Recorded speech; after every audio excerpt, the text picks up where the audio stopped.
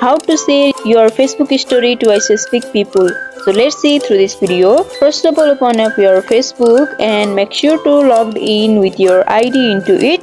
After that, you can see the create story option, tap on that, and here select the photo or video that you want to post on the story. After that, in the left lower corner you can see the privacy option, tap on that, and here you can see the privacy of your story. The first one is public, where anyone on Facebook or Messenger can see your story. The second one is friends, where your Facebook friend will only be able to see your story, and you can also hide your story from specific people. And if you want to show your story to a specific people, then you can tap on the custom over here, and from here you can select the person that you want to share the story. After clicking on them, you can simply update this and you can save.